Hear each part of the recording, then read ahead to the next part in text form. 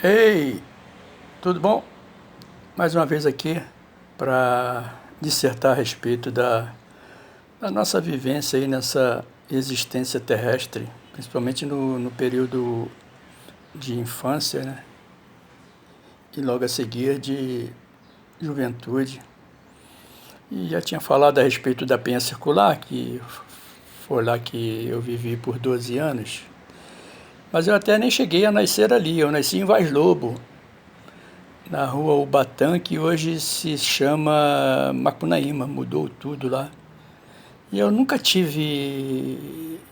Aliás, para não dizer que tinha aproximação com alguém de lá, nós de família até tínhamos. Era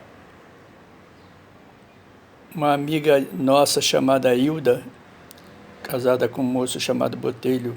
Ela tinha idade para ser até a minha mãe. Era muito amiga da minha mãe. Eles se conheceram exatamente nessa rua Ibatã. E nós continuamos o convívio por um bom tempo. Passados muitos anos, eu até a redescobri e fui lá na Praça do Carmo, mas de lá para cá nunca mais tivemos notícias uns do outros. E aí, logo a seguir da Penha Circular, eu fui morar em Anchieta, e no início de 1964. Foi até o ano da Revolução, da dita Revolução, né, que fizeram aqui nesse país, que até hoje eu estou me perguntando que revolução foi aquela.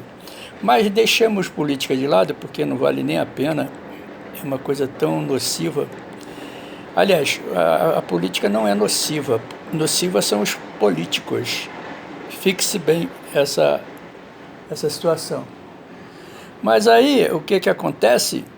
Fui morar em Anchieta, saindo lá da Penha Circular, numa rua que era asfaltada, casa uma ao lado da outra, comércio bem próximo.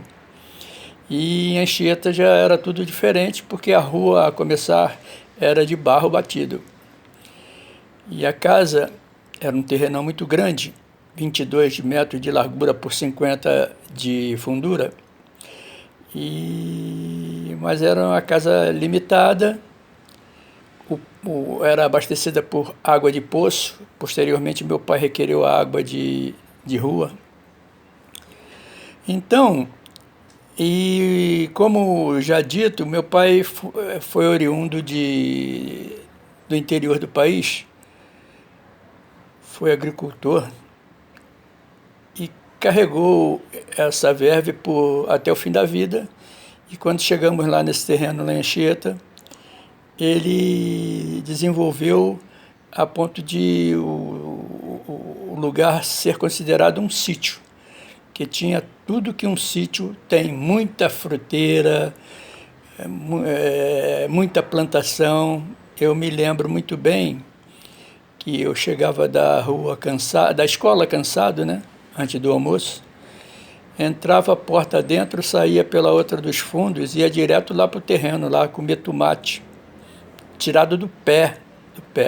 Então ali tinha, que eu me lembro assim, aipim, abóbora, tomate, já falado, inhame, tinha abóbora, tinha 10 pés de goiabeira, né? Comi muita goiaba. E depois Aloísio, andando lá por Olinda, adquiri um pacotinho daqueles de semente de alface. Cheguei em casa, eu mesmo fiz lá um canteirinho e tal. Minha mãe me deu umas coordenadas, aí eu, seguindo as ordens dela, desenvolvi o canteirinho ali. E o que ocorreu? Quando meu pai viu aquilo ali, também tomou gosto, aí fez canteiros maiores. Em resumo, nós tínhamos alface, couve, e mais outras coisas, pimentão e pararaponduro, né? Então, e nós vendíamos. Mas o forte de lá, de repente, passou a ser um negocinho bem conhecido, cana-de-açúcar. Meu pai plantou muita cana-de-açúcar e o meu primo, que era marceneiro, ele era uns 20 e poucos anos mais velho do que eu. O guri, ele já era um homem feito. E ele fez uma moenda de madeira, então aquilo virou uma prática, né? Todo fim de semana a diversão era ali, um de um lado, um do outro e fazendo caldo de cana. Mas era uma trabalheira terrível, né? A começar por cortar cana, depois limpá-las, né? Raspar uma, e depois enfiar moenda dentro e pronto, botar o balde embaixo para colher o caldo.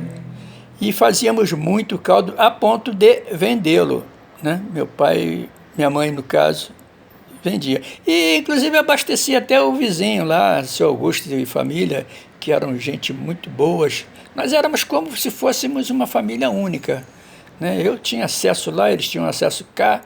As laranjeiras dele pendia para o nosso lado, se eu quisesse tirar quantas eu quisesse. É claro, nós nunca tiramos, porque meu pai e minha mãe proibia, não pode mexer em nada que não é nosso. Mas ele nos dava, tranquilo, né? Olha, causa até uma dor no peito a lembrança desses tempos, né? De tanta harmonia, tanta fraternidade que existia entre as pessoas, principalmente as vizinhas, né? Então,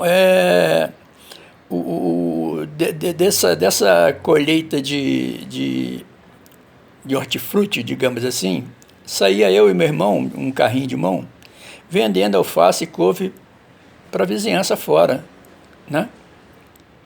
E ali nós fazíamos um dinheirinho para sustentar a casa, porque meu pai foi infeliz num acidente, o carro atropelou e ele se quebrou todo, ele já tinha 64 anos.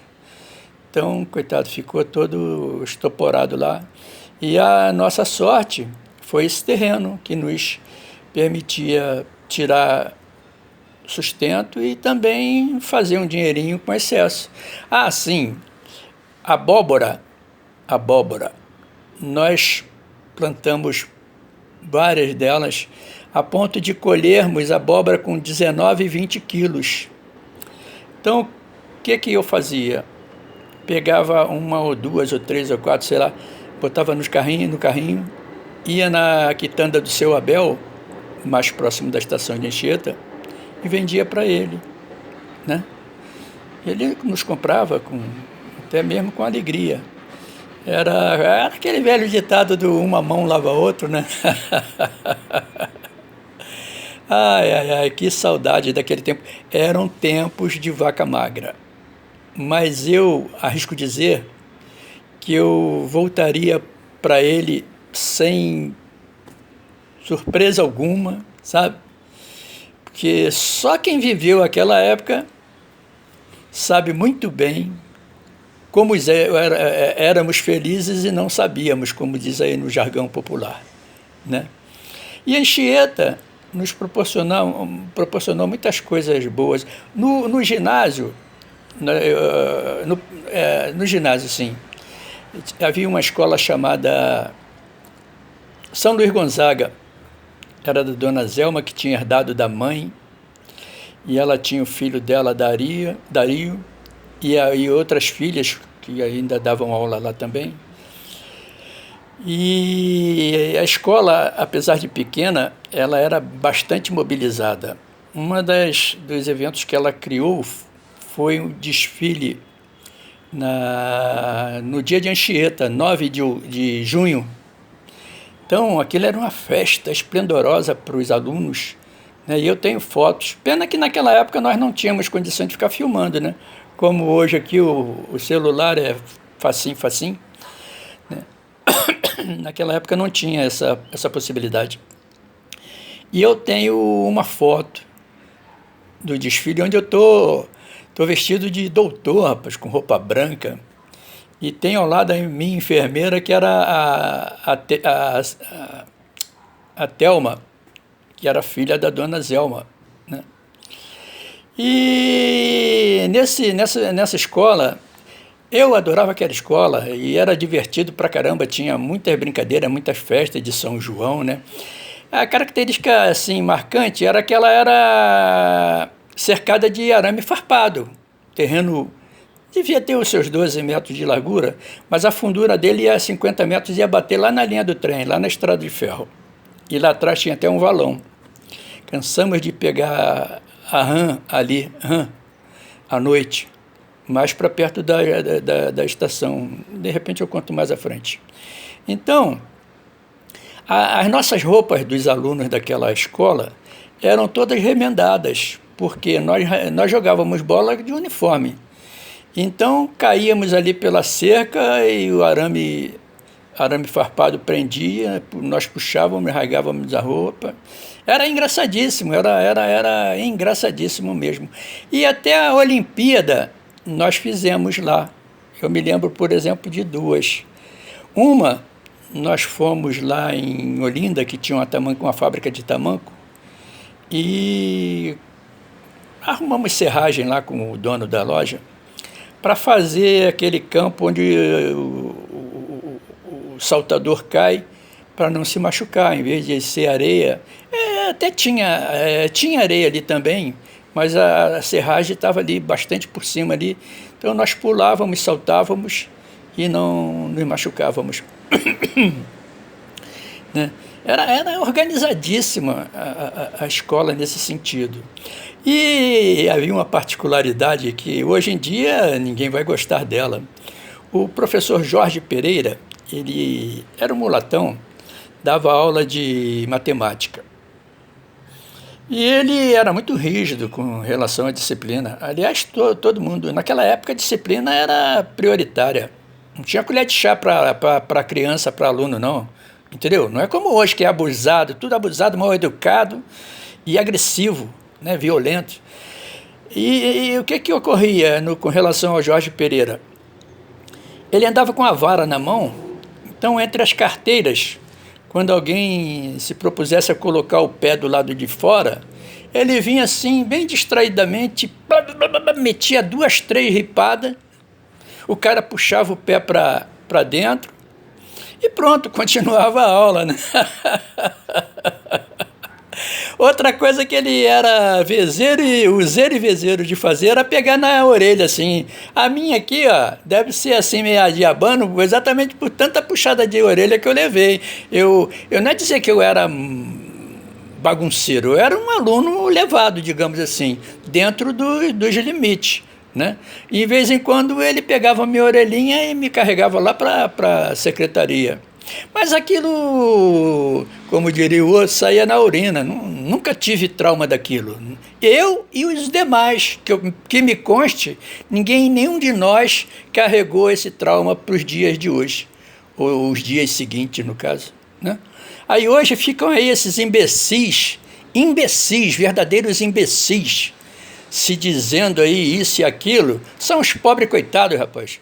As crianças hoje são mexidas a drágeas, tomam remédio para isso, para aquilo outro. E na nossa época não tinha nada disso, não. E vocês me desculpem a minha exaltação, mas eu não consigo aturar a estupidez e babaquice. É pura babaquice. Esse modernismo nojento e repugnante que tem aí, caramba. Peraí, caramba. Não é... Para mim, não. Vai ser psicólogo lá na casa do cacete, vai ser assistente social lá na casa do cacete, vai tratar da sua família, que está cheia de gente desajustada. Ora, bola, é o que a gente vê aí no cotidiano, caramba. Eu nem devia...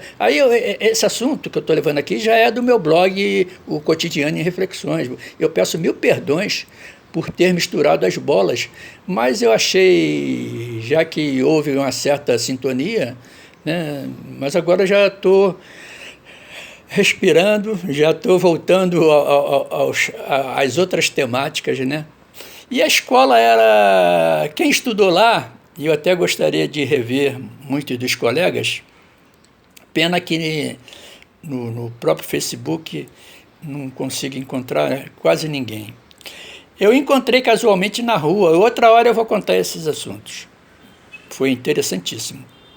Mas depois nunca mais tivemos relações, né? Uma pena, porque foram períodos de extraordinária graça entre nós, né? E outra coisa, nunca mais os teremos de volta, porque tudo muda nessa vida e vai mudando, vai mudando, vai mudando, vai mudando, paciência. Cabe a nós a questão da adaptação e da readaptação. E nem todo mundo o consegue, né? Mas é isso, já falei demais para o meu tamanho. Peço desculpas novamente pela exaltação e até as possíveis e prováveis ofensas que alguém possa encarar, mas eu não retiro um ponto nem uma vírgula do dito. Ok? Muito obrigado a todos e um abraço.